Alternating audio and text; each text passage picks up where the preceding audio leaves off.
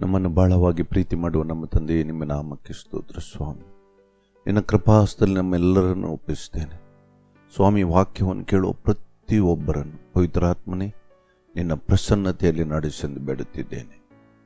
ವಾಕ್ಯವನ್ನು ಬೋಧಿಸುವ ನನಗೂ ಸಹಾಯ ಮಾಡು ಪವಿತ್ರಾತ್ಮ. ನನ್ನ ಸಂಗಡವಿದ್ದು ನಿನ್ನ ಮಕ್ಕಳೊಂದಿಗೆ ಮಾತಾಡು. ನನ್ನ ಬಾಯಿಂದ ಬರುವ ಪ್ರತಿಯೊಂದು ಮಾತುಗಳು ನಿನ್ನದಾಗಲಿ. ಎಲ್ಲ ಸ್ತುತಿ ಸ್ತೋತ್ರ ಘನ ಮಹಿಮೆ ತಂದೆ ಮಗ ಪವಿತ್ರಾತ್ಮನಿಗೆ ಸದಾಕಾಲವೂ ಸಲ್ಲಲಿ. ಆಮೇಲೆ ಪ್ರೈಸ್ ದ ಲಾರ್ಡ್. ನಾವು ದೇವರಿಗೆ ಯೋಗ್ಯರಾಗಿ ಹೇಗೆ ನಡೆದುಕೊಳ್ಳಬೇಕು, ಇದಕ್ಕೆ ವಿಷಯಕ್ಕೆ ಸಂಬಂಧಪಟ್ಟು ಪೌಲನು ಎಫೆಸದವರಿಗೆ ಬರೆದ ಪತ್ರಿಕೆಯಲ್ಲಿ 4ನೇ ಅಧ್ಯಾಯದಿಂದ ನಾವು ಪ್ರಾರಂಭ ಮಾಡಿದ್ದೆವು. 17ನೇ ವಾಕ್ಯದಿಂದ ಹಂತ ಹಂತವಾಗಿ ದೇವರು ನಮ್ಮೊಂದಿಗೆ ಅದ್ಭುತ ರೀತಿಯಲ್ಲಿ ಮಾತಾಡಿಕೊಂಡು ಬಂದಿದ್ದಾರೆ. ಈಗ ನಾವು 5ನೇ ಅಧ್ಯಾಯದಲ್ಲಿದ್ದೇವೆ.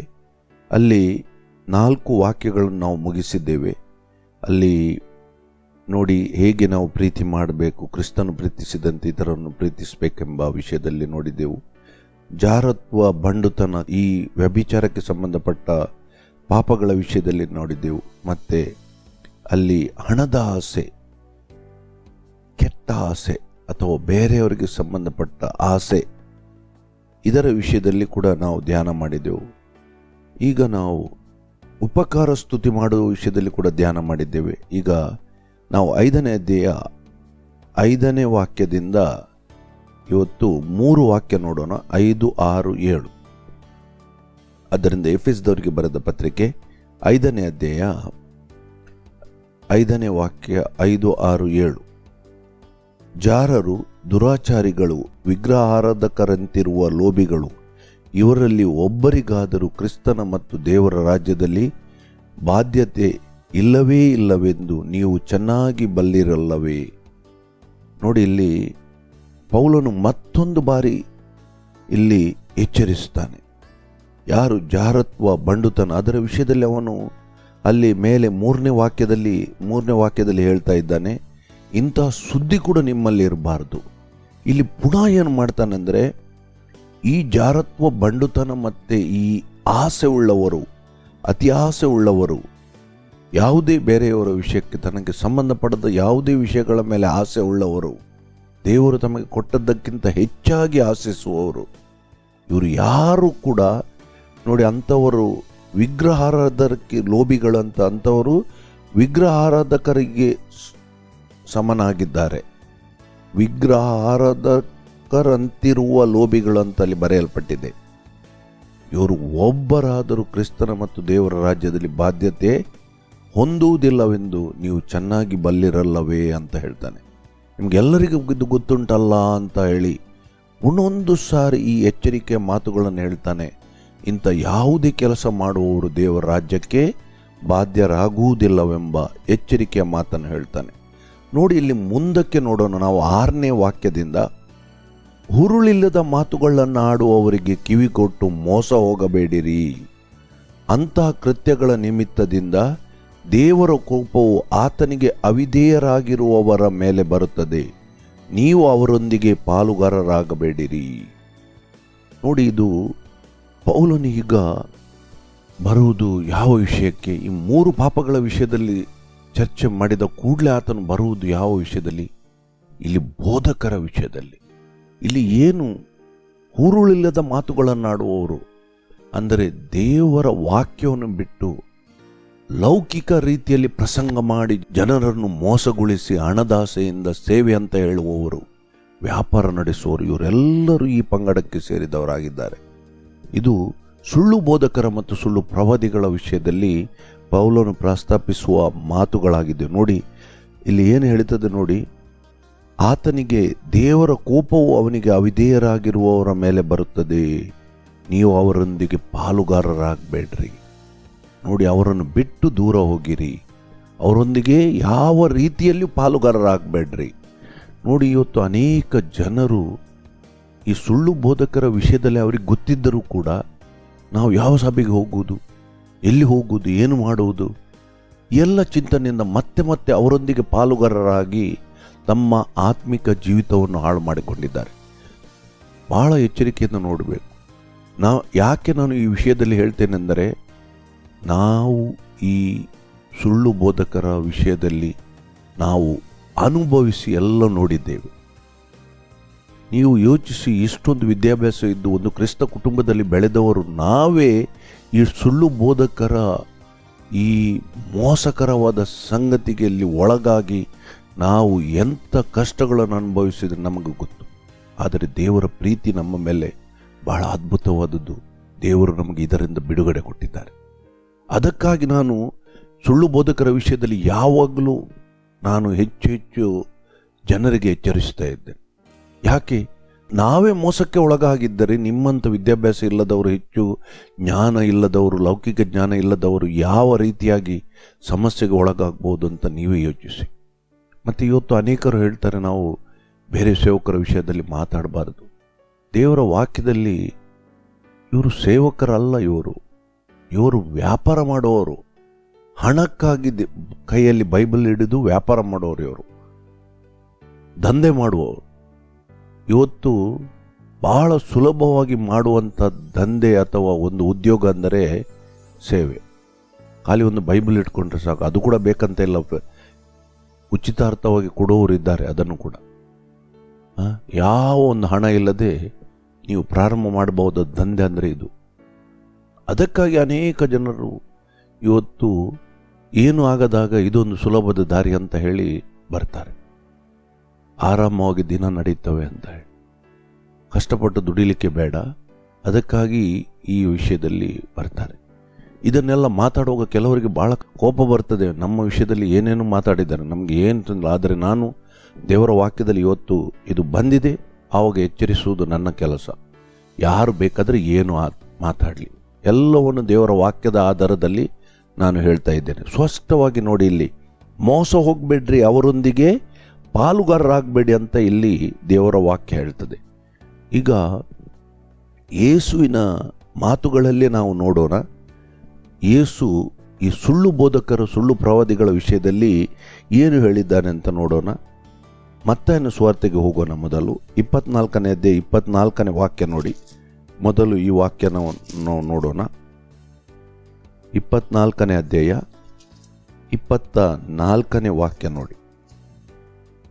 ಸುಳ್ಳು ಕ್ರಿಸ್ತರು, ಸುಳ್ಳು ಪ್ರವಾದಿಗಳು ಎದ್ದು ಸಾಧ್ಯವಾದರೆ ದೇವರಾದುಕೊಂಡವರನ್ನು ಸಹ ಮೋಸಗೊಳಿಸುವುದಕ್ಕೋಸ್ಕರ ದೊಡ್ಡ ದೊಡ್ಡ ಸೂಚಕ ಕಾರ್ಯಗಳನ್ನು, ಅದ್ಭುತ ಕಾರ್ಯಗಳನ್ನು ಮಾಡಿ ತೋರಿಸುವರು. ನೋಡಿ ಏನು ಹೇಳ್ತದಂತ. ಕೊನೆಯ ದಿವಸಗಳಲ್ಲಿ ಸುಳ್ಳು ಬೋಧಕರು, ಸುಳ್ಳು ಪ್ರವಾದಿಗಳು ಎದ್ದು ಸೂಚಕ ಕಾರ್ಯಗಳನ್ನು ಕೂಡ ಮಾಡಿ ದೇವರು ಆದುಕೊಂಡವರನ್ನು ಕೂಡ ಮೋಸಗೊಳಿಸಾರ ಅಂತ ಹೇಳ್ತಾರೆ. ಹಾಗಾದರೆ ಒಬ್ಬ ಸಾಮಾನ್ಯ ವಿಶ್ವಾಸಿಯ ಗತಿ ಏನಾಗ್ಬೋದು ಲೆಕ್ಕ ಹಾಕಿ. ನಾವು ಇವತ್ತು ಕೊನೆಯ ದಿವಸಗಳಲ್ಲಿದ್ದೇವೆ. ನಾವು ಅನೇಕರು ಇವತ್ತು ಏನು ಹೇಳ್ತೇವೆ, ಆ ಸಭೆಯಲ್ಲಿ ನಮಗೆ ಅಂಥ ಸೂಚಕ ಕಾರ್ಯ ಆಯಿತು, ಅಲ್ಲಿ ಅಂಥ ಅದ್ಭುತ ಆಯಿತು, ಇಲ್ಲಿ ಅದ್ಭುತ ಆಯಿತು. ಅದ್ಭುತಗಳ ಆಧಾರದಲ್ಲಿ ಯಾರು ಕೂಡ ಒಬ್ಬ ಸೇವಕರನ್ನು ಅವರು ನಿಜವಾಗಿ ಸುಳ್ಳು ಬೋಧಕರ, ಸುಳ್ಳು ಸೇವಕರ ಅಂತ ಹೇಳಲಿಕ್ಕೆ ಸಾಧ್ಯ ಇಲ್ಲ. ಪ್ರತಿಯೊಂದನ್ನು ವಾಕ್ಯದ ಆಧಾರದಲ್ಲಿ ನೋಡಬೇಕು. ಅಲ್ಲಿ ಅದ್ಭುತಗಳು ನಡೀತವೆ. ಏನು ಹೇಳ್ತದೆ ನೋಡಿ ಇಲ್ಲಿ ದೇವರು. ಕ್ರಿಸ್ತನು, ಸುಳ್ಳು ಪ್ರವಾದಿಗಳು ಎದ್ದು ಸಾಧ್ಯವಾದ ದೇವರಾದುಕೊಂಡವರನ್ನು ಸಹ ಮೋಸಗೊಳಿಸೋದಕ್ಕೋಸ್ಕರ ದೊಡ್ಡ ದೊಡ್ಡ ಸೂಚಕ ಕಾರ್ಯಗಳನ್ನು, ಅದ್ಭುತ ಕಾರ್ಯಗಳನ್ನು ಮಾಡಿ ತೋರಿಸುವರಂತ ಬರೆದಿದೆ ಇಲ್ಲಿ. ದೊಡ್ಡ ದೊಡ್ಡ ಸೂಚಕ ಕಾರ್ಯಗಳನ್ನು. ಅದರಿಂದ ಬಹಳ ಎಚ್ಚರಿಕೆಯಾಗಿದ್ದು ಯೇಸು ಕೊಟ್ಟ ಎಚ್ಚರಿಕೆಯ ಮಾತು. ನಾವು ಬಹಳ ಎಚ್ಚರಿಕೆಯಿಂದ ತಿಳ್ಕೊಳ್ಬೇಕಾಗಿದ್ದು. ಇನ್ನೊಂದು ನೋಡಿ, ಪರ್ವತದ ಮೇಲಿನ ಪ್ರಸಂಗದಲ್ಲಿ ಯೇಸು ಸುಳ್ಳು ಬೋಧಕರ ವಿಷಯದಲ್ಲಿ ಏನು ಹೇಳಿದ್ದಾರೆ ಸ್ಪಷ್ಟವಾಗಿ ತಿಳ್ಕೊಳ್ಳಿ. ಒಂದು ಸಾರಿ ನಾವು ಇದನ್ನು ನೋಡಿದ್ದೇವೆ. ಆದರೂ ಕೂಡ ಪುನಃ ನಿಮ್ಮ ಎಚ್ಚರಿಕೆಗಾಗಿ ನಾನು ಈ ಮಾತುಗಳನ್ನು ಹೇಳ್ತೇನೆ ನೋಡಿ. 7ನೇ ಅಧ್ಯಾಯ 22ನೇ ವಾಕ್ಯ ನೋಡಿ, ಅಲ್ಲಿ ಏನು ಹೇಳ್ತದೆ ಅಂತ. ಸ್ವಾಮಿ ಸ್ವಾಮಿ, ನಿನ್ನ ಹೆಸರಿನ ಮೇಲೆ ನಾವು ಬೋಧನೆ ಹೇಳಲಿಲ್ಲವೋ?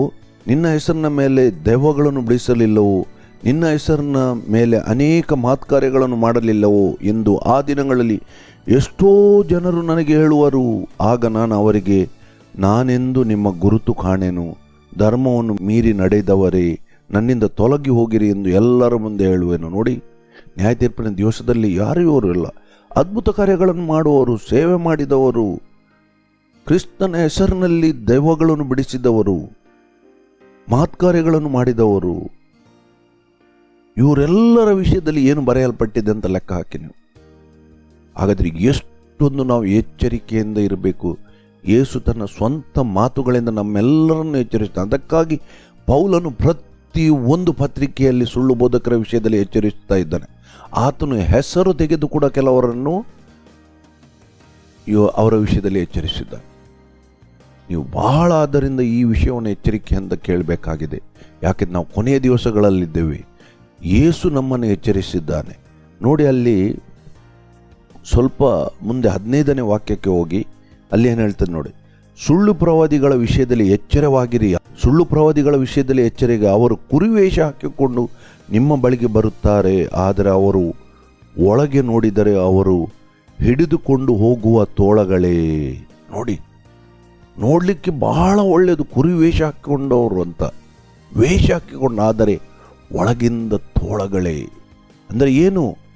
ಅವರು ತಮ್ಮ ತೋಳಗಳನ್ನು, ಯಾಕೆ ತೋಳಗಳಿಗೆ ಅಲ್ಲಿ ಹೋಲಿಸಲಾಗಿದೆ? ತೋಳಗಳು ಏನು? ತಮ್ಮ ಆಹಾರಕ್ಕಾಗಿ ಏನು ಬೇಕಾದರೂ ಅವು ತಿಂತವೆ, ಏನು ಬೇಕಾದರೂ ಅವು ಮಾಡ್ತವೆ. ನೀವು ನೋಡಿದರೆ ಗೊತ್ತಿಲ್ಲ, ತೋಳಗಳು ಒಟ್ಟಿಗೆ ಸೇರಿ ಸಿಂಹವನ್ನು ಕೂಡ, ಅವು ಎಲ್ಲ ಅನೇಕ ತೋಳಗಳು ಒಟ್ಟಿಗೆ ಸೇರಿ ಸಿಂಹವನ್ನು ಕೂಡ ಹೊಡೆದ ಸಂಗತಿಗಳಿವೆ. ದೊಡ್ಡ ದೊಡ್ಡ ಆನೆಗಳನ್ನು, ಅದು ನೋಡಲಿಕ್ಕೆ ಸಣ್ಣದಿರ್ಬೋದು ಪ್ರಾಣಿ, ಆದರೆ ಅನೇಕ ತೋಳಗಳು ಸೇರಿ, ನಾನು ಎಷ್ಟೋ ಈ ಅಂಥ ಯೂಟ್ಯೂಬಲ್ಲಿ ನೋಡಿದ್ದೇನೆ. ಅದರಿಂದ ಇದೆಂಥದ್ದು ದೋಚಿಕೊಳ್ಳೋದು, ಅದಕ್ಕೆ ಹೊಟ್ಟೆ ತುಂಬಲಿಕ್ಕೆ ಅದು ಏನು ಬೇಕಾದರೂ ಮಾಡ್ತದೆ. ಅದೇ ರೀತಿಯಾಗಿ ಇವತ್ತು ತಮ್ಮ ಮೋಜಿಗಾಗಿ, ತಮ್ಮ ಹಣ ಸುಲ್ಕೊಳ್ಳುವುದಕ್ಕಾಗಿ ಈ ವೇಷ ಹಾಕಿಕೊಂಡವರಂಥ ಇವರ ವಿಷಯದಲ್ಲಿ ಯೇಸು ಹೇಳುವ ಮಾತುಗಳು ನಾನು ಹೇಳುವುದಲ್ಲ. ಓದಿ ಇದನ್ನು ದೇವರ ವಾಕ್ಯದಲ್ಲಿ. ಕುರಿವೇಷ ಹಾಕಿಕೊಂಡ ತೋಳಗಳು ಅವರಾಗಿದ್ದಾರೆ ಅಂತ ಯೇಸು ಈ ಸುಳ್ಳು ಬೋಧಕರನ್ನು ಮತ್ತು ಸುಳ್ಳು ಪ್ರವಾದಿಗಳ ವಿಷಯದಲ್ಲಿ ಹೇಳ್ತಾರೆ. ಇವತ್ತು ಅನೇಕರು ನಮ್ಮಲ್ಲಿ ಪ್ರವಾದಿಗಳು ಅಂತ ಹೇಳ್ತಾರೆ. ದೇವರ ವಾಕ್ಯದಲ್ಲಿ ಪ್ರವಾದಿಗಳು ಹೊಸ ಒಡಂಬಡಿಕೆಯಲ್ಲಿ ಎಲ್ಲರೂ ಕೂಡ ಪ್ರವಾದಿಸಬಹುದು. ಪ್ರವಾದಿಗಳೆಂಬ ಒಂದು ಹೊಸ ವರ್ಗ ಅಲ್ಲಿ ಇಲ್ಲ ಹೊಸ ಒಡಂಬಡಿಕೆಯಲ್ಲಿ. ಬೇಕಾದರೆ ಒಂದು ವಾಕ್ಯ ನೋಡಿ, ಲೂಕನ ಸುವಾರ್ತೆಗೆ ಹೋಗಿ 16ನೇ ಅಧ್ಯಾಯ ಏನು ವಾಕ್ಯ ಹೇಳ್ತದೆ ನೋಡಿ. ಲೂಕನ ಸುವಾರ್ತೆ 16ನೇ ಅಧ್ಯಾಯ 16ನೇ ವಾಕ್ಯ ಏನು ಹೇಳ್ತದೆ ನೋಡಿ. ಕೆಲವರು ಪ್ರವಾದಿಗಳಂತ ಹೇಳ್ತಾರೆ, ಇವರಿಗೆ ಈ ವಾಕ್ಯಗಳು ಕಾಣ್ತಾವ ನೋಡಿ. ಅಲ್ಲಿ ಲೂಕನ ಸುವಾರ್ತೆ 16ನೇ ಅಧ್ಯಾಯ 16ನೇ ವಾಕ್ಯ ಏನು ಹೇಳ್ತದೆ ನೋಡಿ. ಧರ್ಮಶಾಸ್ತ್ರವು ಪ್ರವಾದಿಗಳು ಯೋಹಾನನ ತನಕವೇ. ನೋಡಿ, ಈ ಪ್ರವಾದಿಗಳು ಯೋಹಾನನ ತನಕ ಮಾತ್ರ. ಅದರ ನಂತರ ನೀವು ಹೊಸ ಒಡಂಬಡಿಕೆಯಲ್ಲಿ ಯಾರಿಗಾದರೂ ಪ್ರವಾದಿಗಳು ಹೇಳಿದ್ದು ನೀವು ನೋಡಿದ್ದೀರಾ? ಇಲ್ಲ.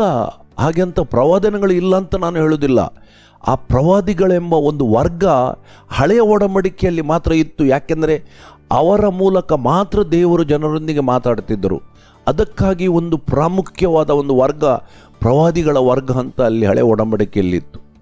ಆದರೆ ಹೊಸ ಒಡಂಬಡಿಕೆಯಲ್ಲಿ ಪ್ರವಾದಿಗಳು ಎಂಬ ಇಲ್ಲ. ದೇವರ ವಾಕ್ಯ ಆಗಿದ್ದರೆ ಪ್ರವಾದಿಗಳು ಯೋಹಾನನ ತನಕ ಮಾತ್ರ ಅಂತ ದೇವರ ವಾಕ್ಯ ಹೇಳ್ತದೆ. ಹಾಗೆ ಅಂತ ಹೇಳಿ ಪ್ರವಾದನೆಗಳು ಇಲ್ಲ ಅಂತ ಹೇಳೋದಿಲ್ಲ. ಅದನ್ನು ನೀವು ಪ್ರವಾದನೆಗಳು ಕೂಡ ನೀವು ದೇವರ ವಾಕ್ಯದಲ್ಲಿ ನೋಡಿದರೆ ಎಲ್ಲ ಪ್ರವಾದನೆಗಳು ಯೇಸು ಕ್ರಿಸ್ತನ ವಿಷಯದಾಗಿ ಇದ್ದವು. ಇವತ್ತು ಎಂಥ ಪ್ರವಾದನೆಗಳು ಹೇಳ್ತಾರೆ ನೋಡಿ. ನಿಮ್ಮ ಮಕ್ಕಳಿಗೆ ಹಾಗೆ ಆಗ್ತದೆ, ನೀವು ಹೀಗೆ ಆಗ್ತೀರಿ, ನಿಮಗೆ ದೇವರು ಒಳ್ಳೆ ಮಾಡ್ತಾರೆ, ನಿಮಗೆ ಹೀಗೆ ಆಗ್ತದೆ, ನಿಮ್ಮ ವ್ಯಾಪಾರ ಒಳ್ಳೆಯದಾಗ್ತದೆ. ಸುಮ್ಮನೆ ನಿಮ್ಮನ್ನು ಸುಲ್ಕೊಳ್ಳಿಕ್ಕೆ ನೋಡಿ. ಪ್ರತಿಯೊಬ್ಬ ಮನುಷ್ಯನಲ್ಲಿ ಒಂದು ಬಲಹೀನತೆ ಇರ್ತದೆ. ಭಾಳ ಜಾಗ್ರತೆಯಾಗಿದ್ದು ನೋಡ್ಕೊಳ್ಳಿ. ನಿಮಗೆ ನಿಮ್ಮ ಕುಟುಂಬದ ವಿಷಯದಲ್ಲಿ ನಿಮ್ಮ ಮಕ್ಕಳು ಒಳ್ಳೆಯದಾಗ್ತಾರೆ, ನೀವು ಒಳ್ಳೆಯದಾಗ್ತೀರ ಅಂತ ಹೇಳುವಾಗ ನಿಮಗೆ ಸಂತೋಷ ಆಗ್ತದೇನೆ. ನೀವೇನು ಮಾಡ್ತೀರಿ? ಆ ಸಂತೋಷದಲ್ಲಿ ತೆಗೆದು ಕೊಡ್ತೀರಿ. ನೀವು ಯೋಚಿಸ್ತೀರಿ ಓ ಅಂತ ಹೇಳಿ. ದಯವಿಟ್ಟು ಎಚ್ಚರಿಕೆವಾಗಿರಿ. ಪ್ರವಾದನೆಗಳು ದೇವರು ಯಾರನ್ನೂ ಹಾಳು ಮಾಡೋದಿಲ್ಲ. ದೇವರು ಎಲ್ಲದನ್ನು ಒಳ್ಳೆಯದು ಮಾಡಲಿಕ್ಕೆ. ಇಬ್ರಿಯರಿಗೆ ಬರೆದ ಪತ್ರಿಕೆ 12ನೇ ಹೋಗಿ ಏನು ಹೇಳ್ತದೆ ದೇವರ ವಾಕ್ಯ ಅಂತ ಹೇಳಿ. ಒಂದು ವೇಳೆ ನಾನು ನಿಮ್ಮನ್ನು ಪ್ರೀತಿಸ್ತೇನೆ, ಅದಕ್ಕಾಗಿ ಶಿಕ್ಷಿಸ್ತೇನೆ ಅಂತ ಬರೆದಿದೆ. ಒಂದು ವೇಳೆ ದೇವರು ನಮ್ಮನ್ನು ಶಿಕ್ಷಿಸ್ತದೆ, ನಾವು ಸಂತೋಷ ಪಡಬೇಕು. ಯಾಕೆ? ದೇವರು ನಮ್ಮನ್ನು ತನ್ನ ಮಕ್ಕಳಾಗಿ ಸೇರಿಸಿಕೊಂಡಿದ್ದಾರೆ. ಅದಕ್ಕಾಗಿ ನಾವು ತಪ್ಪಿ ಹೋದಾಗ ನಮ್ಮನ್ನು ಶಿಕ್ಷಿಸ್ತಾನೆ ದೇವರ ವಾಕ್ಯ ಅಲ್ಲಿ ನೋಡಿ ಏನು ಹೇಳ್ತದೆ ಅಂತ. ಶಿಕ್ಷೆಗೆ ಒಳಗಾದವರು ದೇವರ ಮಕ್ಕಳು, ಶಿಕ್ಷೆಗೆ ಒಳಗಾಗದವರು ದೇವರಿಂದ ತಿರಸ್ಕರಿಸಲ್ಪಟ್ಟವರಂತ ಇದೆ. ಬಹಳ ಎಚ್ಚರಿಕೆಯಾಗಿ ದೇವರ ವಾಕ್ಯಗಳನ್ನು ಪ್ರತಿಯೊಂದನ್ನು ತಿಳ್ಕೊಳ್ಳಿ. ಅದರಿಂದ ನಿಮಗೆ ಒಳ್ಳೆಯದಾಗ್ತದೆ ಅಂತ ಹೇಳುವಾಗ ದಯವಿಟ್ಟು ಮೋಸ ಹೋಗಬೇಡಿ. ಏನು ಹೇಳ್ತದೆ ನೋಡಿ ಅಲ್ಲಿ ಎಫೆಸದವರಿಗೆ ಬರೆದ ಪತ್ರಿಕೆಯಲ್ಲಿ. ಯೇಸುವಿನ ವಾಕ್ಯಗಳು ಮೋಸ ಹೋಗಬೇಡ್ರಿ. ನಾವು ಇವತ್ತು ಕೊನೆಯ ದಿವಸಗಳಲ್ಲಿದ್ದೇವೆ. ಬಹಳ ನೋಡಿ, ಬಹಳ ಎಚ್ಚರಿಕೆಯಿಂದ ನಾವು ಈ ಒಂದು ಸುಳ್ಳು ಬೋಧಕರ ವಿಷಯದಲ್ಲಿ ಪ್ರತಿಯೊಬ್ಬರ ಎಚ್ಚರಿಕೆ ಇರೋದು ಬಹಳ ಅಗತ್ಯ. ನಾನು ನಿಮಗೆ ಇನ್ನೊಂದು ಉದಾಹರಣೆ, ಒಂದು ಹಳೆ ಒಡಂಬಡಿಕೆ ಒಂದು ಉದಾಹರಣೆ ಕೊಡ್ತೇನೆ. ನೀವು ಅರಸುಗಳ ಮೊದಲನೇ ಅರಸಿಗೆ ಹೋಗಿ ಅಲ್ಲಿ ನೋಡಿ, ಆ ಸಮಯದಲ್ಲಿ ಕೂಡ ಒಂದು ಎಷ್ಟು ಸುಳ್ಳು ಬೋಧಕರಿದ್ದರು ನೀವು ಲೆಕ್ಕ ಹಾಕಿ. ಮೊದಲನೇ ಅರಸು 18ನೇ ಅಧ್ಯಾಯ 18ನೇ ವಾಕ್ಯ ನೋಡಿ. ಅಲ್ಲಿ 18ನೇ ಅಧ್ಯಾಯ 18ನೇ ವಾಕ್ಯ. ಅದಕ್ಕೆ ಅವನು ಅವರಿಗೆ, ಆಪತ್ತನ್ನು ಬರಮಾಡಿದವನು ನಾನಲ್ಲ, ಯೋನ ಆಜ್ಞೆಗಳನ್ನು ಉಲ್ಲಂಘಿಸಿ ಬಾಳನ ವಿಗ್ರಹಗಳನ್ನು ಪೂಜಿಸಿದ ನೀನು ನಿನ್ನ ಮನೆಯವರು ಅದಕ್ಕೆ ಕಾರಣರು. ನೀನು ಈಗ ಎಲ್ಲ ಇಸ್ರಾಯೇಲರನ್ನು ಜೆಜಬೇಲಳಿಂದ ಪೋಷಣೆ ಹೊಂದುವ ಬಾಳನ 450 ಮಂದಿ ಪ್ರವಾದಿಗಳನ್ನು, ಅಶೇರ ದೇವತೆಯ 400 ಮಂದಿ ಪ್ರವಾದಿಗಳನ್ನು ಕಾರ್ಮೆಲ್ ಬೆಟ್ಟಕ್ಕೆ ಕರೆಸು ಎಂದು ಹೇಳಿದನು. ನೋಡಿ, ಅಲ್ಲಿ ಜೆಜಬೇಲಲ್ಲಿಟ್ಟ 450 ಮಂದಿ ಮತ್ತೆ ಅಶೇರ ದೇವತೆಯ 400 ಪ್ರವಾದಿಗಳು. ಎಷ್ಟು ಜನ ಆದರು ಅಲ್ಲಿ? 850 ಪ್ರವಾದಿಗಳಾದರು. ಇವರೆಲ್ಲ ಸುಳ್ಳು ಪ್ರವಾದಿಗಳು. ಅವರ ಮಧ್ಯದಲ್ಲಿ ಯಾರು? ಒಬ್ಬನು ಮಾತ್ರ ಒಳ್ಳೆಯ ಪ್ರವಾದಿ ಇದ್ದನು. ನೋಡಿ, ನೀವೇ ಲೆಕ್ಕ ಹಾಕಿ. ಹಳೆಯ ಒಡಂಬಡಿಕೆಯಲ್ಲಿ ಇಸ್ರೇಲ್ ಸಮಯದಲ್ಲಿ ಇಂಥ ಪರಿಸ್ಥಿತಿ ಆಗಿದ್ದರೆ ಇವತ್ತು ಎಷ್ಟು ಸುಳ್ಳು ಬೋಧಕರು ಮತ್ತು ಸುಳ್ಳು ಪ್ರವಾದಿಗಳು ತುಂಬಿಕೊಂಡಿದ್ದಾರಂತ ಲೆಕ್ಕ ಹಾಕಿ ನೋಡಿ. ಅಲ್ಲಿ 400 ಮತ್ತೆ 450 850 ಸುಳ್ಳು ಬೋಧಕರಿಗೆ ಒಬ್ಬ ಒಳ್ಳೆಯ ಪ್ರವಾದಿ ಇದ್ದ. ಅಲ್ಲಿ ಯಾರು? ಎಲಿಯನು ಮಾತ್ರ. ಒಬ್ಬ ದೇವರ ಒಳ್ಳೆಯ ಪ್ರವಾದಿ, 850 ಜನ ಸುಳ್ಳು ಪ್ರವಾದಿಗಳು. ನೀವೇ ಲೆಕ್ಕ ಹಾಕಿ ಪರಿಸ್ಥಿತಿ. ನಾನು ನಿಮಗೆ ಒಂದು ಉದಾಹರಣೆಗೆ ಹೇಳ್ತಾ ಇದ್ದೇನೆ. ಇವತ್ತು ಕೊನೆಯ ದಿವಸಗಳಲ್ಲಿ ಹೇಗೆ ಈ ಸುಳ್ಳು ಬೋಧಕರು ನಮ್ಮ ಈ ಸಮಾಜದಲ್ಲಿ ಸೇರಿಕೊಂಡಿದ್ದಾರೆ ಲೆಕ್ಕ ಹಾಕಿ. ಬಹಳ ಎಚ್ಚರಿಕೆಯಿಂದ ನಾವು ನೋಡಬೇಕು. ಯಾರು ಹಣ ಕೇಳ್ತಾರೆ ಇವರನ್ನು ನೀವು ಬಹಳ ಎಚ್ಚರಿಕೆಯಿಂದ ನೋಡಬೇಕು. ಹಣ ತಕ್ಕೊಳ್ಳೋದು ತಪ್ಪಂತ ನಾನು ಹೇಳೋದಿಲ್ಲ. ದೇವರ ವಾಕ್ಯದಲ್ಲಿ ಹಣ ತಕ್ಕೊಳ್ಬೇಕು ಸೇವಕರಂತ ಇದೆ, ಖಂಡಿತವಾಗಿಯೂ ಇಲ್ಲ ಅಂತ ನಾನು ಹೇಳೋದಿಲ್ಲ. ಆದರೆ ಹಣ ತಕ್ಕೊಳ್ಳೋಗ ಯೇಸುವಿಗೂ ಕೂಡ ಸೇವೆಯಲ್ಲಿ ಶ್ರೀಯರು ಸಹಾಯ ಮಾಡಿದ್ದಾರೆ ಅಂತ ದೇವರ ವಾಕ್ಯದಲ್ಲಿ ಲೂಕನ ಸುವಾರ್ತೆಯಲ್ಲಿ ಇದೆ. ಆದರೆ ಯೇಸು ಯಾವ ರೀತಿ ಜೀವಿಸಿದ್ದಾನೆ ಅದು ಬಹಳ ಅಗತ್ಯ. ಅವನಿಗೆ ತನ್ನ ಸ್ವಂತ ಮನೆ ಇರಲಿಲ್ಲ, ಪ್ರಾರ್ಥನೆ ಮಾಡಲಿಕ್ಕೆ ತನ್ನ ಸ್ವಂತ ಕೊಠಡಿ ಇರಲಿಲ್ಲ. ಆತನು ಸುವಾರ್ತೆ ಸಾರಲಿಕ್ಕೆ ಆ ಸಮಯದಲ್ಲಿ ಎತ್ತಿನ ಗಾಡಿ ಕುದುರೆ ಗಾಡಿ ಅಥವಾ ಕುದುರೆಯಲ್ಲಿ ಏನೂ ಹೋಗ್ತಿರಲಿಲ್ಲ. ಆತನು ನಡ್ಕೊಂಡು ಹೋಗ್ತಿದ್ದನು. ಯಾಕೆ? ಬಹಳ ಒಂದು ಸರಳ ಜೀವನ ನಡೆಸಿ ಇತರರಿಗೆ ಮಾದರಿ ಆಗಿದ್ದನು. ಇವತ್ತು ನಾವು ಸೇವೆಯಿಂದ ಹಣ ತಗೊಂಡಿದ್ದರೆ ಅಂಥ ಸರಳ ಜೀವಿತ ನಮಗೆ ಜೀವಿಸಲಿಕ್ಕೆ ಸಾಧ್ಯ ಉಂಟಾ? ಅದನ್ನು ಮೊದಲು ತಿಳ್ಕೊಳ್ಳಿ. ಒಂದು ವೇಳೆ ಅದು ಜೀವಿಸಲಿಕ್ಕೆ ಸಾಧ್ಯ ಇಲ್ಲದಿದ್ದರೆ ಹಣ ತಕ್ಕೊಳ್ಳದೆ ನಾವು ದುಡಿದು ಸೇವೆ ಮಾಡೋದು ಬಹಳ ಒಳ್ಳೆಯದು. ಅದಕ್ಕಾಗಿ ಪೌಲನು ಏನು ಹೇಳ್ತಾನೆ ನೋಡಿ, ನೀವು ಥೆಸಲೋನಿಕದವರಿಗೆ ಬರೆದ ಪತ್ರಿಕೆಗೆ ಹೋಗಿ, ಮೊದಲನೇ ಥೆಸಲೋನಿಕ 2ನೇ ಅಧ್ಯಾಯ 9ನೇ ವಾಕ್ಯ ನೋಡಿ. ಅಲ್ಲಿ ಏನು ಹೇಳ್ತದೆ? ಥೆಸಲೋನಿಕದವರಿಗೆ ಬರೆದ ಮೊದಲನೇ ಪತ್ರಿಕೆ 2ನೇ ಅಧ್ಯಾಯ 9ನೇ ವಾಕ್ಯಲ್ಲಿ ಏನು ಹೇಳ್ತದೆ ನೋಡಿ. ನಾನು ನಿಮ್ಮಲ್ಲಿ ಯಾರ ಮೇಲೆಯೂ ಭಾರ ಹಾಕಬಾರದೆಂದು ಹಗಲಿರುಳು ದುಡಿದು ಜೀವನ ಮಾಡಿಕೊಳ್ಳುತ್ತಾ ದೇವರ ಸುವಾರ್ತೆಯನ್ನು ನಿಮಗೆ ಸಾರಿದೆನು. ನೋಡಿ, ಪೌಲನು ಏನು ಹೇಳ್ತಾನಂತ ಅಲ್ಲಿ, ಹಗಲಿರು ದುಡಿದು ನಾನು ನಿಮಗೆ ಸುವಾರ್ತೆಯನ್ನು ಸಾರಿದನಂತ ಹೇಳ್ತಾನೆ. ನೋಡಿ, ಅದನ್ನು ಮತ್ತೆ ಮುಂದುವರಿದು 2ನೇ ಥೆಸಲೋನಿಕದವರಿಗೆ ಬರೆದ ಪತ್ರಿಕೆಗೆ ಹೋಗಿ 3ನೇ ಅಧ್ಯಾಯ 8 ಮತ್ತು 9ನೇ ವಾಕ್ಯ ಏನು ಹೇಳ್ತದೆ ನೋಡಿ. ಅಲ್ಲಿ ಪುನಃ ನೋಡಿ. ಅಲ್ಲಿ ನಾನು ನಿಮ್ಮಲ್ಲಿ ಅಕ್ರಮವಾಗಿ ನಡೆಯಲಿಲ್ಲ, ನಾನು ಹಣ ಕೊಡದೆ ಯಾರ ಬಳಿಯಲ್ಲಿಯೂ ಊಟ ಮಾಡಲಿಲ್ಲ, ನಿಮ್ಮಲ್ಲಿ ಒಬ್ಬರಿಗಾದರೂ ಭಾರವಾಗಬಾರದೆಂದು ಹಗಲಿರುಳು ಕಷ್ಟದಿಂದಲೂ ಪ್ರಯಾಸದಿಂದಲೂ ದುಡಿದು ಜೀವನ ಮಾಡಿಕೊಂಡೆನು. ನಿಮ್ಮಿಂದ ಪೋಷಣೆ ಹೊಂದುವುದಕ್ಕೆ ನನಗೆ ಹಕ್ಕಿಲ್ಲವೆಂದು ಹಾಗೆ ಮಾಡಲಿಲ್ಲ. ನೀವು ನನ್ನನ್ನು ಅನುಸರಿಸುವುದಕ್ಕಾಗಿ ನಿಮಗೆ ಮಾದರಿಯಾಗಿರೋಣವೆಂದು ಮಾಡಿದೆನು. ನೋಡಿ, ಇದು ಸೇವೆಗೆ ಮಾದರಿ. ಇವತ್ತು ಪೌಲನಾಗಿ ಸೇವೆ ಮಾಡಲಿಕ್ಕೆ ನಮಗೆ ಸಾಧ್ಯ ಇದೆಯಾ? ಅಂತ ಪೌಲನೇ ಹೇಳ್ತಾನೆ, ನಾನು ಹಗಲಿರುವುದು ದುಡಿದು ಸೇವೆ ಮಾಡಿದ್ದೇನಂತ. ಹಾಗಾದರೆ ಇವತ್ತು ಏನು ದುಡಿಯದೆ ಸೇವೆ ಮಾಡುವವರ ವಿಷಯದಲ್ಲಿ ನಾವು ಏನು ಹೇಳಬೇಕು? ತಕ್ಕೊಳ್ಳೋದು ತಪ್ಪಂತ ಹೇಳೋದಿಲ್ಲ, ಹಣ ತಕ್ಕೊಳ್ಳೋದರಲ್ಲಿ ತಪ್ಪಿಲ್ಲ. ಆದರೆ ಆ ಪ್ರತಿ ಒಂದು ಪೈಸೆ ಕೂಡ ಅದು ದೇವರಿಗೆ ಸಂಬಂಧಪಟ್ಟದ್ದು. ಅದನ್ನು ಎಷ್ಟು ಜಾಗ್ರತೆಯಾಗಿ ಉಪಯೋಗಿಸುವುದು ನಮ್ಮ ಅಗತ್ಯ ಅಂತ ಪ್ರತಿಯೊಬ್ಬ ಸೇವಕರು ತಿಳ್ಕೊಳ್ಬೇಕಾಗಿದೆ. ಅದು ದೇವರ ಹಣ. ದೇವರು ಅದರ ಒಂದೊಂದು ಪೈಸೆ ಲೆಕ್ಕ ಕೇಳುವವನಾಗಿದ್ದಾನೆ. ಅದರಿಂದ ಇವತ್ತು ನಾವು ಮೋಜು ಮಾಡುವುದಾದರೆ, ಅದರಿಂದ ನಮ್ಮ ಮನೆಗಳನ್ನು ಕಟ್ಟಿ ನಾವು ವಾಹನಗಳಲ್ಲಿ ತಿರುಗಾಡಿ ನಾವು ಮೋಜು ಮಾಡುವುದಾದರೆ, ನಾವು ಅದೇ ಯೇಸು ಪರ್ವತದ ಮೇಲಿನ ಪ್ರಸಂಗ 7ನೇ ಅಧ್ಯಾಯದಲ್ಲಿ ಹೇಳಿದವರು ಎಲ್ಲ ಈ ಪಂಗಡಕ್ಕೆ ಸೇರಿದ ಸೇವಕರಾಗ್ಬೋದು. ಬಹಳ ಜಾಗ್ರತೆಯಾಗಿ ತಿಳ್ಕೊಳ್ಬೇಕಾದ ವಿಷಯ. ಏನು ಹೇಳ್ತಾರೆ, ನಿನ್ನ ಹೆಸರಿನಲ್ಲಿ ನಾವು ಪ್ರವಾದನೆ ಮಾಡಲಿಲ್ಲವೋ, ನಿನ್ನ ಹೆಸರು ನಾವು ದೆವ್ವಗಳನ್ನು ಬಿಡಿಸಲಿಲ್ಲವೋ. ಯೇಸು ಏನು ಹೇಳ್ತಾನೆ, ನಿಮ್ಮ ಗುರುತೇ ಅರಿಯನು. ಎಲ್ಲ ಹಣ ತಗೊಂಡು ಮೋಜು ಮಾಡುವವರು ಈ ಪಂಗಡಕ್ಕೆ ಸೇರಿದವರು. ಎಂಥ ಕಠಿಣ ಪರಿಸ್ಥಿತಿ ಅವರದ್ದಾಗಿರ್ಬೋದು ಅಂತ ಲೆಕ್ಕ ಹಾಕಿ ನ್ಯಾಯ ತೀರ್ಪಿನ ದಿವಸದಲ್ಲಿ. ನಮಗೆ ಅವರ ನ್ಯಾಯ ತೀರ್ಪು ಬೇಡ, ನಾನು ಹೇಳುವುದಿಲ್ಲ. ಆದರೂ ಅಂಥವರಿಂದ ಎಚ್ಚರಿಕೆಯಾಗಿರಿ ಅಂತ ದೇವರ ವಾಕ್ಯ ನಮ್ಮನ್ನು ಎಚ್ಚರಿಸುತ್ತದೆ. ಏನು ಹೇಳ್ತದೆ 24ನೇ ಅಧ್ಯಾಯ ಮತ್ತಾಯನ ಸುವಾರ್ತೆಯಲ್ಲಿ, ದೇವರ ಆದುಕೊಂಡವರನ್ನು ಕೂಡ ಮೋಸಗೊಳಿಸಾರು.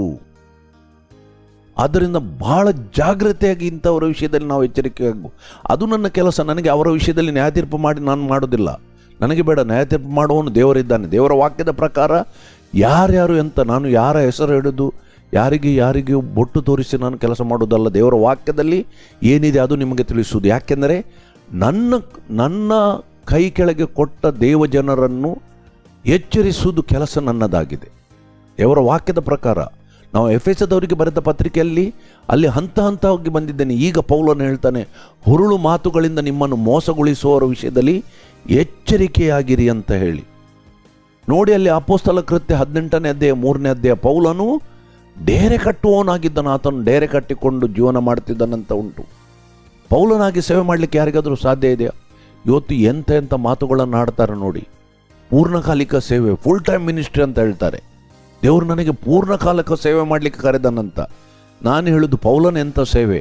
ಆತನು ಹೇಳ್ತಾನೆ, ನಾನು ಹಗಲು ದುಡಿದು ಕಷ್ಟಪಟ್ಟು ನಿಮಗೆ ಸುವಾರ್ತೆಯನ್ನು ಸಾರಿದ್ದಾನೆ ಅಂತ ಹೇಳ್ತಾನೆ. ಹಾಗಾದರೆ ಪೌಲನ ಸೇವೆ ಎಂಥದ್ದಂತ ನಾನು ಕೇಳೋದು.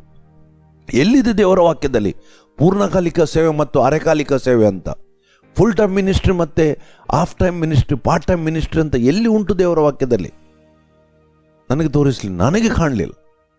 ಅದಕ್ಕಾಗಿ ನಾನು ನನ್ನ ಸೇವೆ ಮಾಡುವಾಗ ನಾನು ನನ್ನ ಕೆಲಸ ಕಾರ್ಯಗಳನ್ನು ಮಾಡಿ ಅದರಲ್ಲಿ ನಾನು ಸೇವೆ ಮಾಡ್ತಾ ಇದ್ದೇನೆ. ದೇವರು ನನ್ನನ್ನು ಅದ್ಭುತ ರೀತಿ ನಡೆಸಿದ್ದಾರೆ. ಅದಕ್ಕಾಗಿ ದೇವರಿಗೆ ಎಷ್ಟು ಕೋಟಿ ಸ್ತೋತ್ರ ಸಲ್ಲಿಸಿದರೂ ಕೂಡ ಸಾಲದು. ದೇವರು ವಾಕ್ಯದ ಮೂಲಕ ನನ್ನೊಂದಿಗೆ ಮಾತಾಡಿದಾಗ ಅದನ್ನು ಆಧಾರ ಮಾಡಿಕೊಂಡು ನಾನು ನನ್ನ ಜೀವಿತವನ್ನು, ನನ್ನ ಸೇವೆಯನ್ನು ಮಾಡ್ತಾ ಇದ್ದೆ. ಯಾಕೆಂದರೆ ದೇವರ ವಾಕ್ಯದಲ್ಲಿ ಹೊಸ ಒಡಂಬಡಿಕೆಯಲ್ಲಿ ಸೇವೆಗೆ ಮಾದರಿ ನನಗೆ ಒಂದೇ ಕಡೆ ತಿಳಿದದ್ದು ಪೌಲನು ಹೇಳುವ ಮಾದರಿ ಮಾತ್ರ. ಬೇರೆ ಎಲ್ಲಿ ಕೂಡ ಇಂಥ ಮಾದರಿ ಅಂತ ಹೇಳಲಿಲ್ಲ ಸೇವೆಗೆ. ಆದ್ದರಿಂದ ಅದು ನಮಗೆ ಪ್ರತಿಯೊಬ್ಬರಿಗೆ ಮಾದರಿ.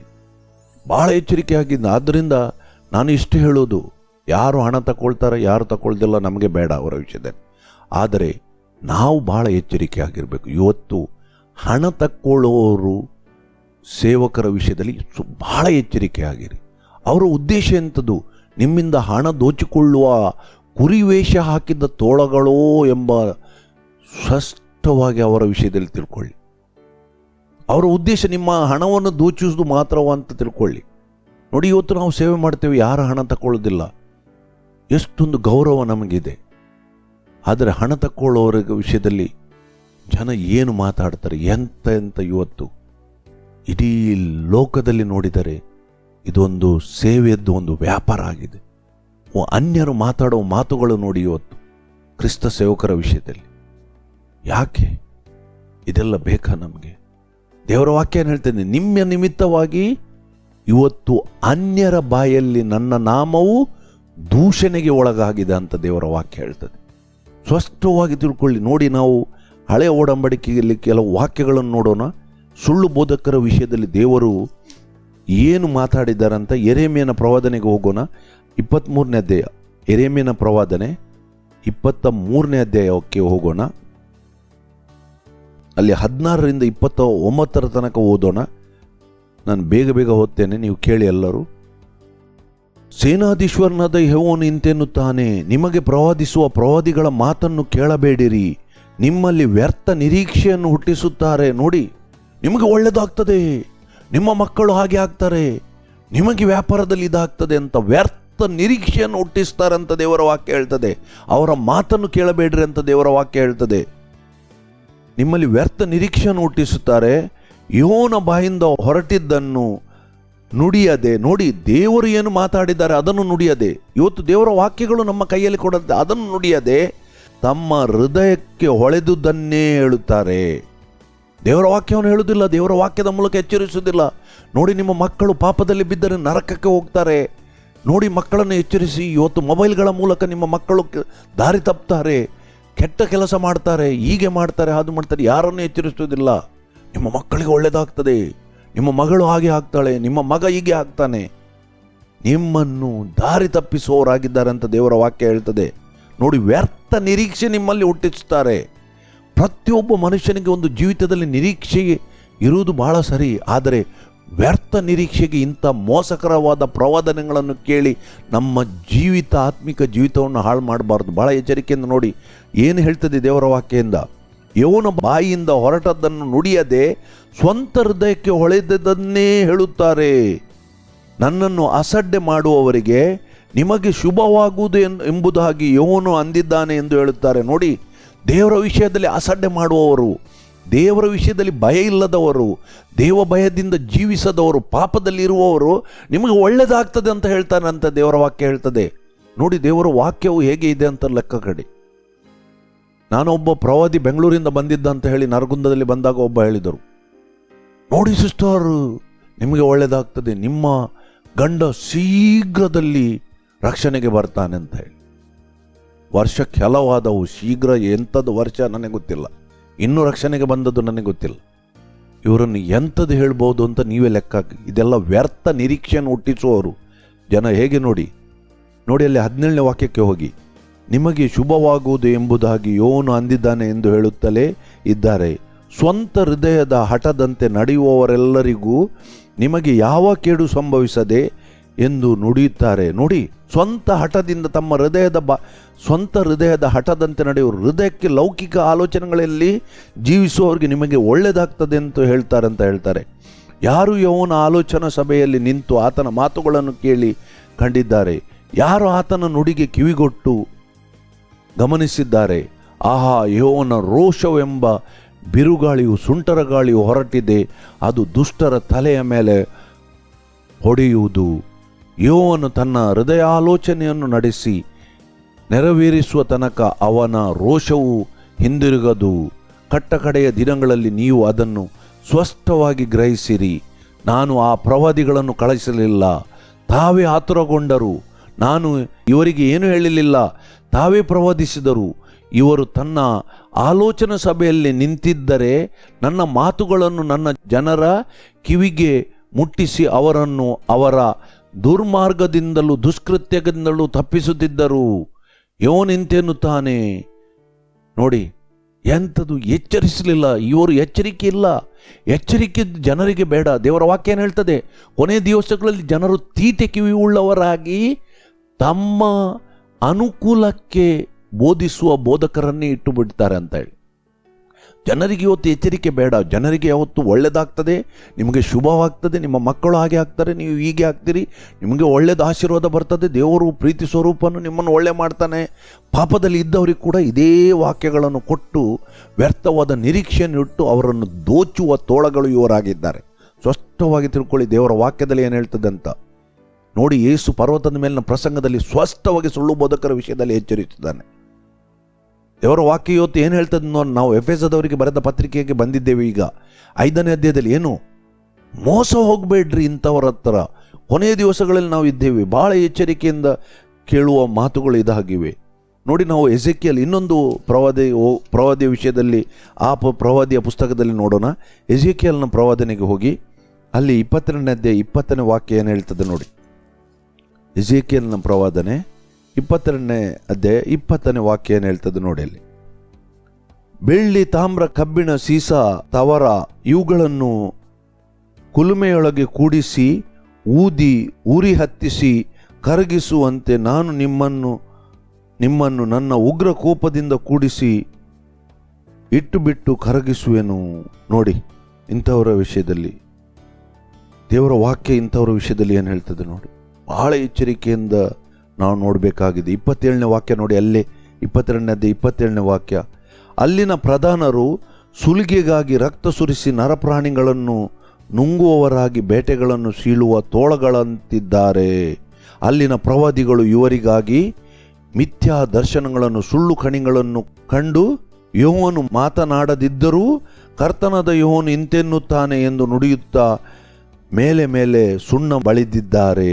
ನೋಡಿ, ಕರ್ತನು ಹೇಳದಿದ್ದರೂ ನಿಮಗೆ ಒಳ್ಳೆಯದಾಗ್ತದೆ, ಇದನ್ನೇ ನುಡಿದಿದ್ದಾನೆ ಅಂತ ಹೇಳ್ತದೆ. ನೋಡಿ 30ನೇ ವಾಕ್ಯ ನೋಡಿ, ಅಲ್ಲಿ ನನ್ನೆದುರಿಗೆ ದೇಶ ರಕ್ಷಣೆಗಾಗಿ ಪೌಳಿಯ ಒಡಕಿನಲ್ಲಿ ನಿಲ್ಲುವುದಕ್ಕೂ ಗೋಡೆಯನ್ನು ಗಟ್ಟಿ ಮಾಡುವುದಕ್ಕೂ ತಕ್ಕವನನ್ನು ನಾನು ಹುಡುಕಲು ಯಾರು ಸಿಕ್ಕಲಿಲ್ಲ. ನೋಡಿ, ಯಾರು ಕೂಡ ಇಂಥ ಸಿಕ್ಕಲಿಲ್ಲ. ಎಲ್ಲ ಸುಳ್ಳು ಪ್ರವಾದಿಗಳು ತುಂಬಿಕೊಂಡಿದ್ದಾರೆ ಅಂತ ದೇವರ ವಾಕ್ಯ ಹೇಳ್ತದೆ.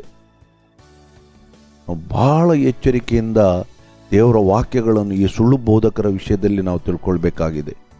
ಪ್ರತಿಯೊಂದು ದೇವರ ವಾಕ್ಯದಲ್ಲಿ ನೋಡಿ, ಪೌಲನು ನಮಗೆ ಒಂದು ಒಳ್ಳೆಯ ಮಾತುಗಳನ್ನು ಹೇಳ್ತಾನೆ. ನಾನು ಹಾಗರೆಳುವುದು ನಿಮಗೆ ಮಾದರಿಯಾಗಬೇಕಂತ ಹೇಳಿ. ನಾವು ಇವತ್ತು ನಾನು ಪೌಲನಾಗಿ ಸೇವೆ ಮಾಡ್ತೇನೆ ಅಂತ ನಾನು ಹೇಳಲಿಕ್ಕೆ ಯೋಗ್ಯನಲ್ಲ. ನಾನು ಎಂದಿಗೂ ಆತನ ಒಂದು ರೋಮಕ್ಕೆ ಕೂಡ ಸರಿ ಬೀಳುವವನಲ್ಲ. ಆದರೂ ಕೂಡ ನಾನು ಈ ದೇವರ ವಾಕ್ಯದ ಈ ಪೌಲನ ಮಾದರಿಯಲ್ಲಿ ಜೀವಿಸಲಿಕ್ಕೆ ಪ್ರಯತ್ನ ಪಡುವವನಾಗಿದೆ. ಒಂದೊಂದು ಹೆಜ್ಜೆ ಏನೋ ಒಂದು ಹೆಜ್ಜೆ ಇಟ್ಟಿದ್ದೇನೋ ಇಲ್ಲವೋ ನನಗೆ ಗೊತ್ತಿಲ್ಲ. ಅದರಿಂದ ನಮಗೆ ಇದು ಮಾದರಿ. ಬಹಳ ಎಚ್ಚರಿಕೆಯಿಂದ ನಾವು ತಿಳ್ಕೊಳ್ಬೇಕಾಗಿದೆ. ತೀತನ ಪತ್ರಿಕೆಗೆ ಬನ್ನಿ. ಅಲ್ಲಿ ತೀತನಿಗೆ ಬರೆದ ಪತ್ರಿಕೆ 1ನೇ ಅಧ್ಯಾಯ 11ನೇ ವಾಕ್ಯ ಏನು ಹೇಳ್ತದೆ ನೋಡಿ. ಅಲ್ಲಿ 1ನೇ ಅಧ್ಯಾಯ 11ನೇ ವಾಕ್ಯ, ತೀತನ ಪತ್ರಿಕೆ 1ನೇ ಅಧ್ಯಾಯ 11ನೇ ವಾಕ್ಯ. ನೀಚ ಲಾಭವನ್ನು ಹೊಂದುವುದಕ್ಕಾಗಿ ಮಾಡಬಾರದ ಉಪದೇಶವನ್ನು ಮಾಡಿ ಕುಟುಂಬಗಳನ್ನೇ ಹಾಳು ಮಾಡುತ್ತಾರಾದ್ದರಿಂದ ಅವರ ಬಾಯನ್ನು ಮುಚ್ಚಿಸಬೇಕಾಗಿದೆ. ನೋಡಿ, ಇಲ್ಲಿ ಇನ್ನೇನು ಹೇಳ್ತಾನೆ? ನೀಚ ಲಾಭವನ್ನು ಹೊಂದುವುದಕ್ಕಾಗಿ ಮಾಡಬಾರದ ಉಪದೇಶವನ್ನು ಮಾಡಿ ಜನರನ್ನು ಸುಲ್ಕೊಳ್ಳುವವರು, ಕುಟುಂಬಗಳನ್ನೇ ಹಾಳು ಮಾಡುವವರು, ಒಬ್ಬರನ್ನೆಲ್ಲ ಕುಟುಂಬಗಳನ್ನೇ ಸಮಾಜವನ್ನೇ ಹಾಳು ಮಾಡುವವರು. ಉದ್ದೇಶ ಎಂಥದ್ದು? ನೀಚ ಲಾಭವನ್ನು, ಹಣ ಮಾಡಬೇಕು, ಹಣ ಸಂಪಾದನೆ ಮಾಡಬೇಕಂತ, ಅಂಥವರ ಬಾಯಿ ಮುಚ್ಚಿಸಬೇಕಂತ ಇಲ್ಲಿ ದೇವರ ವಾಕ್ಯ ಹೇಳ್ತದೆ. ಕೆಲವರು ಹೇಳ್ತಾರೆ ಮಾತಾಡಬೇಡ, ಸೇವಕರ ವಿಷಯದಲ್ಲಿ ಅಭಿಷಿಕ್ತರನ್ನು ಮುಟ್ಟಬೇಡಿ. ಅದರ ವಿಷಯದಲ್ಲಿ ಮಾತಾಡಲಿಕ್ಕೆ ಹೋದರೆ ನಾನು ಒಂದು ದಿವಸ ಬೇಕಾಗ್ಬೋದು. ಬೇಳಮ್ಮನ ವಿಷಯ ಏನಾಯ್ತಂತ ಹೇಳಿ ಮಾತಾಡಿದಾಗ ಸುಳ್ಳು ಬದುಕ ವಿಷಯದಲ್ಲಿ ಅಭಿಷಿಕ್ತರನ್ನು ಮುಟ್ಟಬೇಡಿ. ದೇವರ ವಿಷಯದಲ್ಲಿ ನಮಗೆ ಬೇಡ, ನ್ಯಾಯ ತೀರ್ಪು ಬೇಡ, ಸೇವಕರ ವಿಷಯದಲ್ಲಿ ಹೆದರಿಕೆ ಹುಟ್ಟಿಸ್ತಾರೆ. ನೋಡಿ, ಇಲ್ಲಿ ದೇವರ ವಾಕ್ಯದಲ್ಲಿ ಏನು ಹೇಳ್ತದೆ ಅಂತ ಹೇಳಿ, ಅವರ ಬಾಯನ್ನು ಮುಚ್ಚಿಸಬೇಕಂತ ಹೇಳ್ತದೆ. ಬಹಳ ಸ್ಪಷ್ಟವಾಗಿ ನಾವು ದೇವರ ವಾಕ್ಯವನ್ನು ತಿಳ್ಕೊಳ್ಬೇಕಾಗಿದೆ. ನೋಡಿ, ತಿಮೋಥೆಯನಿಗೆ ಬರೆದ ಪತ್ರಿಕೆಗೆ ಹೋಗೋಣ. ಈಗ ಪೌಲನು ತಿಮೋಥೆಯನಿಗೆ ಬರೆದ 2ನೇ ಪತ್ರಿಕೆ 3ನೇ ಅಧ್ಯಾಯ 1ರಿಂದ 6 ತನಕ ನೋಡೋಣ. ಸಭಾಧ್ಯಕ್ಷನು ಉದ್ಯೋಗವನ್ನು ಪಡಕೊಳ್ಳಬೇಕೆಂದು ಒಳ್ಳೆಯ ಕೆಲಸವನ್ನು ಅಪೇಕ್ಷಿಸುವವನಾಗಿದ್ದಾನೆಂಬ ಮಾತು ನಂಬತಕ್ಕದ್ದಾಗಿದೆ. ಸಭಾಧ್ಯಕ್ಷನು ದೋಷಾರೋಪಣೆ ಇಲ್ಲದವನು, ಏಕಪತ್ನಿಯುಳ್ಳವನು, ಮದ್ಯಾಸಕ್ತಿ ಇಲ್ಲದವನು, ಜಿತೇಂದ್ರಿಯನು, ಮನಸ್ಥನು, ಅತಿಥಿ ಸತ್ಕಾರವನ್ನು ಮಾಡುವವನು, ಬೋಧಿಸುವುದರಲ್ಲಿ ಪ್ರವೀಣನು ಆಗಿರಬೇಕು. ಅವನು ಕುಡಿದು ಜಗಳ ಮಾಡುವವನು, ಹೊಡೆದಾಡುವವನು ಆಗಿರಬಾರದು. ಸಾತ್ವಿಕನು, ಕುತರ್ಕ ಮಾಡುವದವನು, ದ್ರವ್ಯಾಶೆ ಇಲ್ಲದವನು ಆಗಿರಬೇಕು. ನೋಡಿ, ಹಣದ ಆಸೆ ಇಲ್ಲದವರು ಆಗ್ಬೇಕಂತ ಹೇಳಿ ಒಂದು ಸಭಾಧ್ಯಕ್ಷನ ಇರಬೇಕಾದ್ರೆ ನೋಡಿ, ಇವತ್ತು ಹಳೆಯ ಒಡಂಬಡಿಕೆ ವಾಕ್ಯಗಳನ್ನಿಟ್ಟು 10ರಲ್ಲಿ 1 ಭಾಗ ಕೊಡಬೇಕು, ಅದು ಕೊಡಬೇಕು, ಇದು ಕೊಡಬೇಕಂತ ಹೇಳ್ತಾರೆ. ಕಾಣಿಕೆ ಇಲ್ಲದೆ ದೇವರ ಸನ್ನಿಧಿಯಲ್ಲಿ ಕಾಣಿಸಿಕೊಳ್ಬಾರ್ದು. ಈ ಎಲ್ಲ ವಾಕ್ಯ ಅವರಿಗೆ ಕಾಣ್ತದೆ. ಪಾಪ ಬಡ ಜನರು ಕಷ್ಟದಲ್ಲಿದ್ದಾರೆ, ಅವರು ಕಾಣುವುದಿಲ್ಲ. ಒಟ್ಟು ಅವರ ಹೊಟ್ಟೆ ತುಂಬಿದರೆ ಆಯಿತು, ಅವರ ಮೋಜಿಗೆ ಹಣ ಸಿಕ್ಕಿದರೆ ಆಯಿತು. ಅದನ್ನು ಯಾವ ಕಷ್ಟದಲ್ಲಿ ಆ ಜನ ಕೊಡ್ತಾರೆ ಅಂತ ಗೊತ್ತಿಲ್ಲ. ಪಾಪ ಒಂದು ಜನರು ಕೆಲವರು ನೋಡಿದರೆ, ಅವರ ಪರಿಸ್ಥಿತಿ ನೋಡಿದರೆ ಅವರ ಹಣ ತಕೊಳ್ಳೋದು ಬಿಡಿ, ಅವರಿಗೆ ಎಷ್ಟು ಕೊಟ್ಟರು ಸಾಲದಿಲ್ಲ ಎಂಬ ಒಂದು ಚಿಂತನೆ ಬರ್ತದೆ ಅಂಥ ಪರಿಸ್ಥಿತಿಯಲ್ಲಿ. ಆದರೆ ಇವರಿಗೆ ಯಾವ ಚಿಂತೆ ಇಲ್ಲ. ಜನ ಬೇಕಾದರೆ ಯಾವ ಸಾಲದಲ್ಲಿರಲಿ, ತಮಗೆ ಕೊಡುವುದು ಮಾತ್ರ ಕೊಡಲೇಬೇಕು. ಇಂಥ ದೇವರ ವಾಕ್ಯ ಹೇಳ್ತಾರೆ, ಅವರು ದ್ರವ್ಯಾಶೆ ಉಳ್ಳವರು, ಹಣದ ಆಸೆಗೋಸ್ಕರ ಏನು ಜನರನ್ನು ಮೋಸಪಡಿಸುವರಂತ. ತೀತನ ಪತ್ರಿಕೆ ನೋಡಿದೆ ಅಲ್ಲ ಈಗ ವಾಕ್ಯ. ಏನು ಹೇಳ್ತದೆ? ಹಣದ ಆಸೆಗೋಸ್ಕರ ಸುಳ್ಳು ಬೋಧನೆ ಮಾಡುವವರು ಇವರಾಗಿದ್ದಾರೆ ಅಂತ ಹೇಳಿ ನೋಡಿ. ಅಲ್ಲಿ ಪುನಃ ನೋಡಿ ಅದ ವಾಕ್ಯ, ತೀತನ ಪತ್ರಿಕೆ 1ನೇ ಅಧ್ಯಾಯ 11ನೇ ವಾಕ್ಯ ನೋಡಿ, ಅಲ್ಲಿ ಏನು ಹೇಳ್ತದೆ ಅಂತ. ನೀಚ ಲಾಭವನ್ನು ಹೊಂದುವುದಕ್ಕಾಗಿ ಮಾಡಬಾರದ ಉಪದೇಶವನ್ನು ಮಾಡುವವರು. ಬಹಳ ಎಚ್ಚರಿಕೆಯಾಗಿ ಪ್ರತಿಯೊಬ್ಬರ ಉಪದೇಶವನ್ನು ಕೇಳಿ. ನಿಮ್ಮಿಂದ ಸುಳ್ಕೊಳ್ಳಿಕ್ಕೆ ಇವರು ಸುಳ್ಳು ಬೋಧನೆ ಮಾಡುವವರು ಅಂತ ನೋಡ್ಕೊಳ್ಳಿ. ಭಾಳ ಎಚ್ಚರಿಕೆಯಾಗಿ ದೇವರ ವಾಕ್ಯಗಳು ಇದರಲ್ಲಿ ಸ್ಪಷ್ಟವಾಗಿದೆ.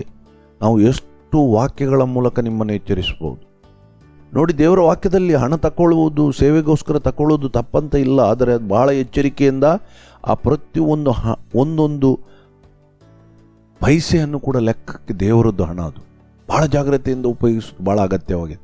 ತಮ್ಮ ಮೋಜಿಗಾಗಿ ಉಪಯೋಗಿಸುವುದಾದರೆ ದೇವರು ಅದನ್ನು ಕ್ಷಮಿಸುವುದಿಲ್ಲ ಅಂತವರು ನೋಡಿ. 2 ಸಂಗತಿಗಳು, ನಾವು ಯೇಸುವನ್ನು ಕ್ರೂಜೆಗೆ ಹಾಕಿದ 2 ಸಂಗತಿಗಳು ಇಬ್ಬರ ಮೂಲಕ ನಡೆದವನ್ನು ನೋಡೋಣ. ಪೇತ್ರನು ಯೇಸುವನ್ನು 3 ಸಾರಿ ಅಲ್ಲಗಳೆದನು. ಯೂದನು 1 ಸಾರಿ ಅಲ್ಲಗಳೆದನು. ಆದರೆ ಯೂದನಿಗೆ ಕ್ಷಮಾಪಣೆ ದೊರಕಲಿಲ್ಲ. ಅವನ ಪರಿಸ್ಥಿತಿ ಏನಾಯಿತು ನೋಡಿ. ಯಾತಕ್ಕಾಗಿ? ಆತನು ಹಣಕ್ಕಾಗಿ ಮಾಡಿದ. ಎಲ್ಲ ಹಣಕ್ಕಾಗಿ ಸೇವೆ ಮಾಡುವವರು ಎಲ್ಲರೂ ಈ ಯೂದನ ಸಂತತಿಯವರಾಗಿದ್ದಾರೆ. ಅವರಿಗೆ ಎಂದಿಗೂ ಕ್ಷಮಾಪಣೆ ಇಲ್ಲ. ಅದಕ್ಕಾಗಿ ಯೇಸು ಹೇಳ್ತಾನೆ, ಏನು ಹೇಳ್ತಾನೆ? ನಿಮ್ಮ ಗುರುತು ಯಾರಿದೆಯೇನು? ಯಾಕೆ ಯೇಸು ಈ ಮಾತುಗಳಿಂದ ಎಚ್ಚರಿಸ್ತಾನೆ? ಜನರಿಗೆ ಈ ವಾಕ್ಯ ತಿಳಿದಿಲ್ಲ ಅಂತ ನಾನು ಹೇಳುವುದು. ಈ ವಾಕ್ಯಗಳು ಅವರ ಹೃದಯಕ್ಕೆ ತಟ್ಟುವುದಿಲ್ಲವ? ವಾಕ್ಯಗಳು ಇವರಿಗೆ ಕಾಣುವುದಿಲ್ಲವ? ಸ್ವಲ್ಪ ಆದರೂ ಭಯ ಇಲ್ಲವ ಅಂತ ಹೇಳಿ ಏನು ಹೇಳ್ತಾನೆ ಅಲ್ಲಿ ಯೇಸು? ನಿಮ್ಮ ಗುರುತು ಯಾರಿಯೇನು? ಅದರಿಂದ ಬಹಳ ಎಚ್ಚರಿಕೆಯಾಗಿ ನಾವು ಪ್ರತಿಯೊಬ್ಬರು ತಿಳ್ಕೊಳ್ಬೇಕು. ದೇವರ ವಾಕ್ಯದಲ್ಲಿ ನೋಡಿ, ಮತ್ತಾಯನ ಸುವಾರ್ತೆ 24ನೇ ಅಧ್ಯಾಯ 24. ಇನ್ನೊಂದು ಸಾರಿ ನಾನು ಈ ವಾಕ್ಯದಿಂದ ಮೂಲಕ ನಿಮ್ಮನ್ನು ಎಚ್ಚರಿಸುತ್ತೇನೆ. ದೇವರ ಆದುಕೊಂಡವರನ್ನು ಸೂಚಕ ಕಾರ್ಯಗಳ ಮೂಲಕ ಮೋಸಗೊಳಿಸಾರು ಅಂತ ಯೇಸು ತನ್ನ ಸ್ವಂತ ಮಾತುಗಳಿಂದ ನಮ್ಮನ್ನು ಎಚ್ಚರಿಸಿದ್ದಾನೆ. ಬಹಳ ಜಾಗ್ರತೆ ಆಗಿರಿ. ಆದ್ದರಿಂದ ಈ ಸುಳ್ಳು ಬೋಧಕರಿಂದ ಏನು ಹೇಳ್ತದೆ ನೋಡಿ. ಎಫೆಸದವರಿಗೆ ಬರೆದ ಪತ್ರಿಕೆ ಪುನಃ ಒಂದ್ಸಲ ಈ ವಾಕ್ಯವನ್ನು ನೋಡಿ. 5ನೇ ಅಧ್ಯಾಯಕ್ಕೆ ಹೋಗಿ, ಅಲ್ಲಿ 5ನೇ ಅಧ್ಯಾಯ 6ನೇ ವಾಕ್ಯ, 6 ಮತ್ತು 7ನೇ ವಾಕ್ಯ ನೋಡಿ. ಹುರುಳಿದ್ದ ಮಾತುಗಳನ್ನಾಡುವವರಿಗೆ ಕಿವಿಗೊಟ್ಟು ಮೋಸ ಹೋಗಬೇಡ್ರಿ. ಅಂಥವ್ರಿಗೆ ಕಿವಿಗೊಟ್ಟು ಮೋಸ ಹೋಗಬೇಡ್ರಿ. ಅಂಥ ಕೃತ್ಯಗಳ ನಿಮಿತ್ತದಿಂದ ದೇವರ ಕೋಪವು ಆತನಿಗೆ ಅವಿಧೇಯರಾಗುವವರ ಮೇಲೆ ಬರುತ್ತದೆ. ನೋಡಿ, ದೇವರ ಕೋಪ ಬರ್ತದೆ ಅಂತ. ಯಾರು ಅವರಿಗೆ ಕಿವಿ ಕೊಡ್ತಾರೋ ಅವರ ಮೇಲೆ ದೇವರ ಕೋಪವು ಬರ್ತದೆ ಅಂತಲ್ಲಿ ಬರೆದಿದೆ. ಆತನಿಗೆ ಅವಿಧೇಯರ ಮೇಲೆ ಬರುತ್ತದೆ. ನೀವು ಅವರೊಂದಿಗೆ ಪಾಲುಗಾರರಾಗಬೇಡ್ರಿ. ಅಂಥವರೊಂದಿಗೆ ಪಾಲುಗಾರರು ಕೂಡ ನೀವು ಆಗಬೇಡ್ರಿ ಅಂತ ದೇವರ ವಾಕ್ಯ ಇದೆ. ಅದರಿಂದ ಸ್ಪಷ್ಟವಾಗಿ ನಾವು ದೇವರ ವಾಕ್ಯದಲ್ಲಿ ಸ್ಪಷ್ಟವಾಗಿ ತಿಳ್ಕೊಳ್ಳೋಣ. ಇವತ್ತು ಲೋಕದಲ್ಲಿ ಅನೇಕ ಪ್ರವಾದಿಗಳಿದ್ದಾರೆ, ಅನೇಕ ಸೇವಕರಿದ್ದಾರೆ. ಸೇವಕರೇನು ನಮ್ಮ ಊರಲ್ಲಿ ಕಮ್ಮಿ ಇಲ್ಲ, ಎಷ್ಟು ಬೇಕಾದರೆ ಇದ್ದಾರೆ. ಆದರೆ ಯಾರು ನಿಜವಾದ ಸೇವಕರು, ಯಾರು ಸುಳ್ಳು ಬೋಧಕರು ನೋಡ್ಕೊಳ್ಳಿ. ಹಣ ತಕ್ಕುವರ ವಿಷಯದಲ್ಲಿ ಬಹಳ ಎಚ್ಚರಿಕೆಯಾಗಿ ಅವರ ಉದ್ದೇಶ ಎಂಥದ್ದು ನೋಡಿ, ಅವರು ಹೇಗೆ ಜೀವಿಸ್ತಾರಂತ ನೋಡಿ, ನಿಮ್ಮ ಹಣದಿಂದ ಅವರು ಮಜಾ ಹೊಡೆಯುತ್ತಾರಂತ ನೋಡಿ. ಬಹಳ ಎಚ್ಚರಿಕೆಯಿಂದ ಅಂತರ ವಿಷಯದಲ್ಲಿ ಇರಿ. ಯಾಕೆಂದರೆ ದೇವರ ವಾಕ್ಯ ನಮ್ಮನ್ನು ಎಚ್ಚರಿಸುತ್ತದೆ, ನೀವು ಮೋಸ ಹೋಗಬೇಡ್ರಿ ಅಂತ ಹೇಳಿ. ಅದರಿಂದ ಪ್ರತಿಯೊಬ್ಬ ಸೇವಕನನ್ನು ಸರಿಯಾಗಿ ದೇವರ ವಾಕ್ಯದಲ್ಲಿ ವಿಮರ್ಶೆ ಮಾಡಿ ನೋಡೋದು ಬಹಳ ಅಗತ್ಯವಾಗಿದೆ. ಬೋಧನೆ ಎಷ್ಟೋ ಜನರು ಮಾಡ್ತಾರೆ, ನಿಮಗೆ ಗೊತ್ತಿಲ್ಲದ ರೀತಿಯಲ್ಲಿ ಮೋಸಕರವಾದ ಬೋಧನೆಗೆ ನೀವು ಒಳಗಾಗಿ ನಾಶ ಆಗುವ ಪರಿಸ್ಥಿತಿಗಳು ಉಂಟು. ದೇವರ ವಾಕ್ಯ ಆ ರೀತಿಯಾಗಿ ನಮ್ಮನ್ನು ಎಚ್ಚರಿಸುತ್ತದೆ. ಆದ್ದರಿಂದ ನಾವು ಈ ಕೊನೆಯ ದಿವಸಗಳಲ್ಲಿ ಇದ್ದೇವೆ. ಆದ್ದರಿಂದ ಈ ಸುಳ್ಳು ಬೋಧಕರು, ಸುಳ್ಳು ಪ್ರವಾದಿಗಳ ವಿಷಯದಲ್ಲಿ ಬಹಳ ಎಚ್ಚರಿಕೆಯಿಂದ ನಡ್ಕೊಳ್ಳೋದು ಬಹಳ ಅಗತ್ಯವಾದ ಸಂಗತಿಯಾಗಿದೆ. ದೇವರ ವಾಕ್ಯ ಇವತ್ತು ನಮ್ಮನ್ನು ಆ ರೀತಿಯಾಗಿ ಎಚ್ಚರಿಸ್ತಾ ಇದೆ. ದೇವರು ನಮ್ಮನ್ನು ಎಚ್ಚರಿಸ್ತಾನೆ, ಯಾಕೆಂದರೆ ನಮ್ಮನ್ನು ಪ್ರೀತಿ ಮಾಡ್ತಾನೆ. ಅದರಿಂದ ದೇವರಿಗೆ ಎಷ್ಟು ಕೋಟಿ ಸ್ತೋತ್ರ ಸಲ್ಲಿಸಿದರೂ ಕೂಡ ಸಾಲದು. ಎಲ್ಲ ಸ್ತುತಿ ಸ್ತೋತ್ರ ಘನ ಮಹಿಮೆ ತಂದೆ ಮಗ ಪವಿತ್ರ ಆತ್ಮನಿಗೆ ಸದಾಕಾಲವೂ ಸಲ್ಲಲಿ. ಆಮೆನ್.